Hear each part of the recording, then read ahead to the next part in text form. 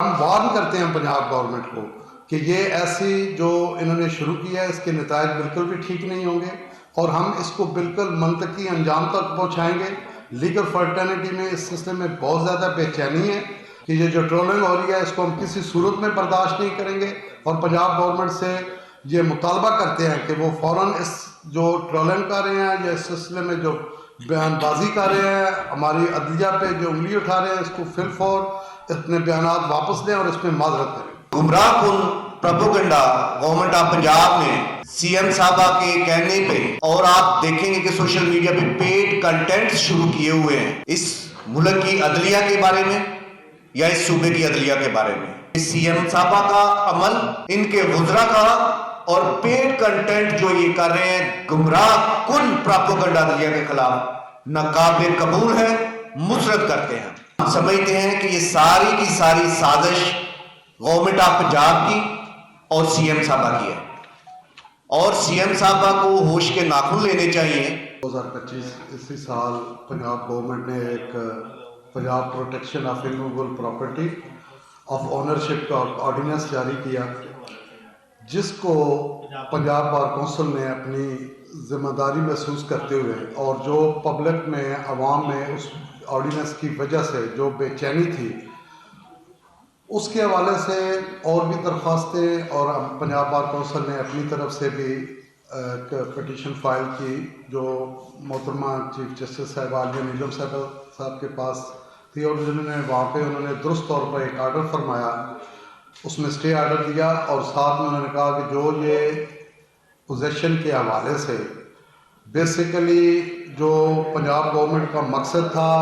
یا جو وہ انہوں نے امپوز کیا، یا اس کا جو انہوں نے اس کو یہ باور کرانے کی عوام کو اور لیگل فرٹرنیٹی کی کوشش کی کہ ہم جو قبضہ مافیا ہے اس سے چھٹکارا حاصل کرنے کے لیے غریب عوام کے سہولت کے لیے ہم یہ آرڈیننس لا رہے ہیں، لیکن اس کے جو کنٹینٹس تھے وہ سب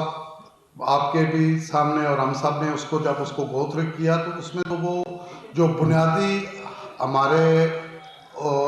پبلک کے جو حقوق تھے انہوں نے سلب کر دیا، اور جو پروسیجر ہے اس کو بائی پاس کر کے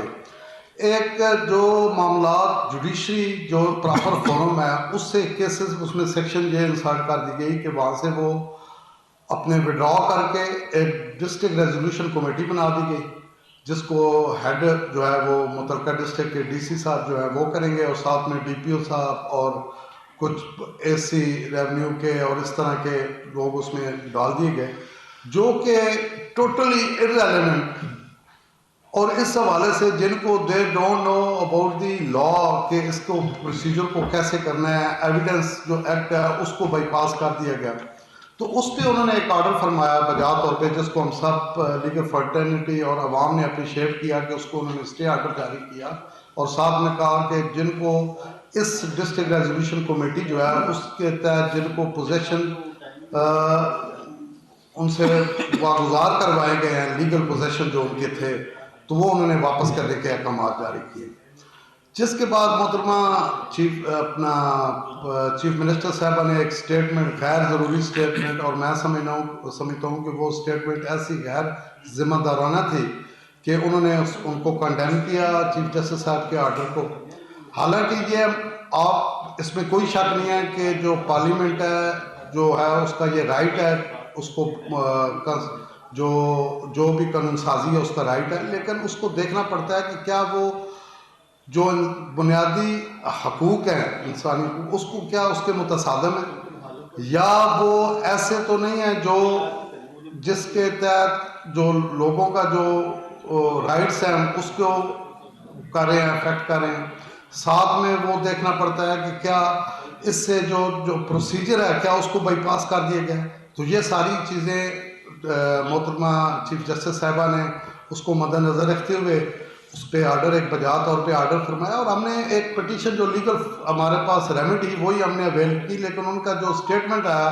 اس پہ ہم نے اس کی پروز اور مذمت بھی کی۔ لیکن اس کے بعد جو ایپیسوڈ چل رہی ہے، جو ان کے منسٹر یا مشیر یا جو بھی ان کے وہ ہیں، وہ انہوں نے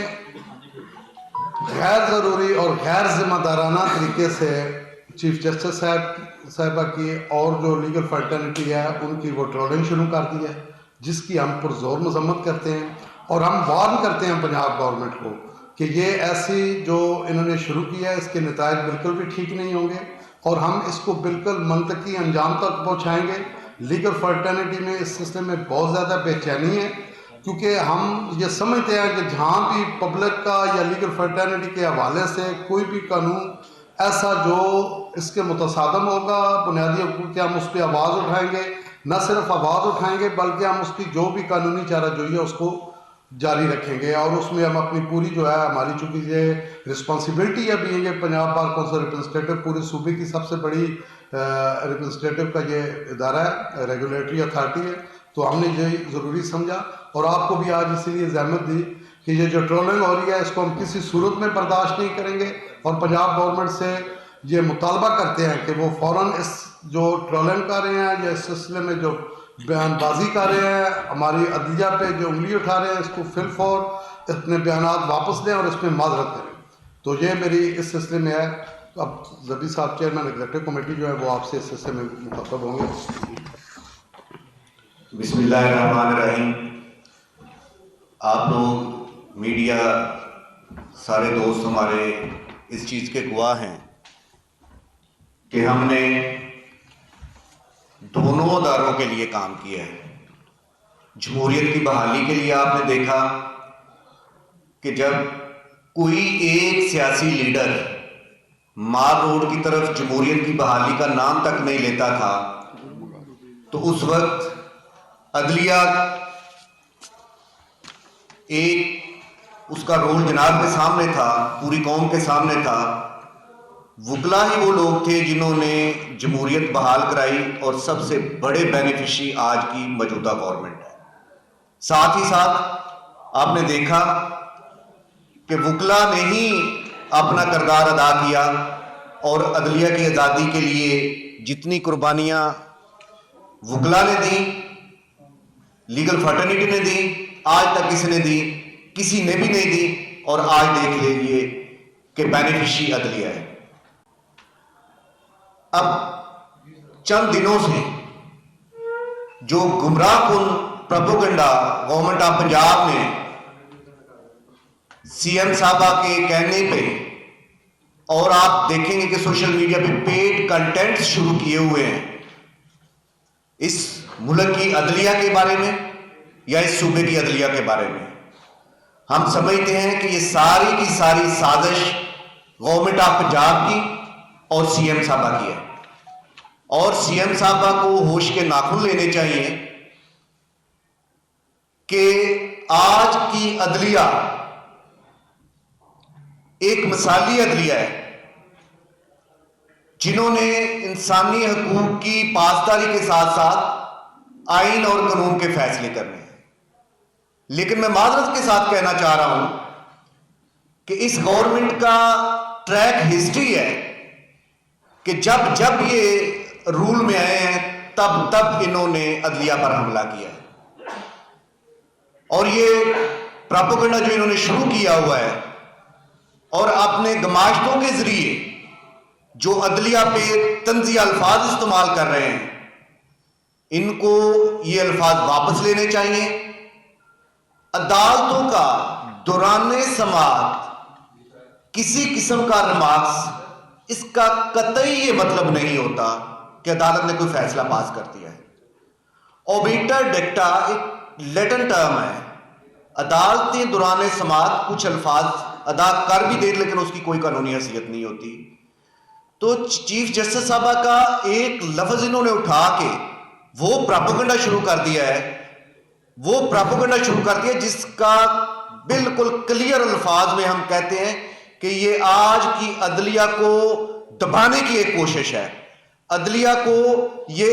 जेरे अताब ला रहे हैं और शायद ये चाह रहे हैं कि हम अदलिया को दबाकर अपने मनपसंद फैसले लेंगे, लेकिन इनकी भूल है। इस मुल्क की, इस सूबे की लीगल फर्टर्निटी, बार काउंसिल्स और वकला के तमाम अदारे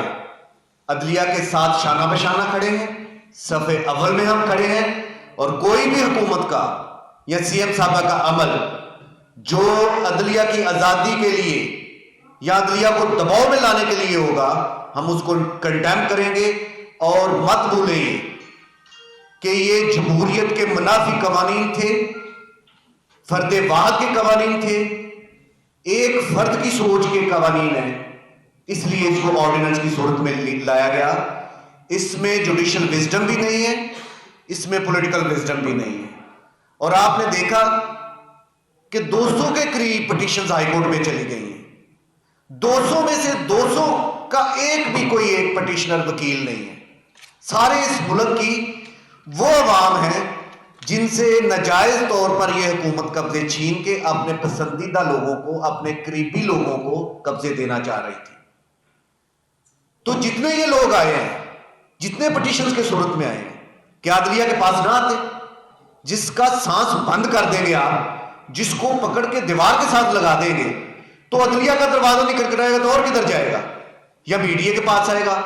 اور وکلا برادری نے ہمیشہ اداروں میں توازن کی بات کی ہے. لہذا میں آپ کے توجہ سے یہ بات کرنا چاہ رہا ہوں کہ سی ایم صاحبہ کا عمل اور ان کے وزراء کا اور پیڈ کنٹینٹ جو یہ کر رہے ہیں گمراہ کن پراپوگنڈا عدلیہ کے خلاف ناقابل قبول ہے, مسرت کرتے ہیں. ناگرا صاحب یہ بتائیے گا, عوام کا سروے کر کے دیکھ لیں, عوام تو کہہ رہی ہے کہ یہ ایکٹ اور یہ آرڈیننس بڑا اچھا ہے کیونکہ 90 دن میں فیصلے ہو رہے ہیں. ویسے تو عدالتیں دادے کا پلیٹ جو ہے, جو ایک درخواست دائر کی ہوتی ہے اس کا فیصلہ کوتا سن رہا ہوتا ہے اور کئی دہائیاں لگ جاتی ہیں, فیصلہ نہیں آتا. عدالتیں ناکام ہو چکی ہیں, اس وجہ سے یہ ایکٹ بنایا گیا. تو آپ کا کیا کہنا ہے؟ آپ ذرا دیکھیے کہ یہ قبضہ نہ ہونا یا پراپرٹی ڈسپیوٹ 99% یہ پٹواری اور محکمہ مال کی اختراع, یہ ہوتے ہی ان کی وجہ سے ہیں. آج ان کی وجہ سے یہ سارے ڈسپیوٹ سے آپ ان کو جج بنا رہے ہیں. یہ سروے نہ پیچھے سے آپ بات کر رہے ہیں نہ آگے سے بات کر رہے ہیں, اس کو پوری کنٹینٹ سے لیں تو بھائی یہ جو آج جج بننے کی کوشش کر رہے ہیں پٹواری اور تحصیلدار, یہ انہی کی وجہ سے ہے. ایک ان کی خرابی پٹواری کی, ایک تھندر کی خرابی ایک ایک نسل کو تباہ کر دیتی ہے. وکیل تو نہیں ہے اس میں پٹیشنر, سارے عوام ہے اس ملک کے, ایک صوبے کی, اس شہر کی, چلا رہے ہیں. ہاں جہاں تک آپ کا عدلیہ کا, تو ہم کب کہہ رہے ہیں کہ عدلیہ پورے صحیح معنوں میں اپنا کام کر رہی ہے؟ ہم عدلیہ سے بھی ناراض ہیں. ہم نے کبھی نہیں یہ کہا کہ عدلیہ نے وقت سے فیصلے کیے. یہ تو ہمارا پرانا مطالبہ رہا ہے کہ عدلیہ کو وہ آؤٹ پٹ جو دینی چاہیے تھی نہیں دے رہی. یہ جو فیصلے پرولونگ نسل در نسل ہو رہے ہیں یہ نہیں ہونے چاہیے. لیکن اس کا مطلب یہ نہیں کہ اگر یہ ڈیلے ہو رہا ہے تو آپ غیر قانونی عمل سے اور آمرانہ حکمت سے آمر کی سوچ کو یہاں پہ مسلط کر کے اور وہ کام کر دیں کہ جس سے اس آئین کی روح مجروح ہو جائے, اس عدلیہ کو دبا لیں, یا آپ شخصی آزادیوں کو دبا کے پیچھے کر دیں. یہ بتائیے کہ جناب کہ آپ کو یہ پورا قانون ہی آپ یہ سمجھتے کہ نہیں ہونا چاہیے, یا اس میں آپ یہ سمجھتے کہ کچھ اصلاحات کی گنجائش ہے, اصلاحات کے ساتھ یہ قانون ٹھیک ہونا چاہیے؟ دیکھیے یہ سمجھے بات جی,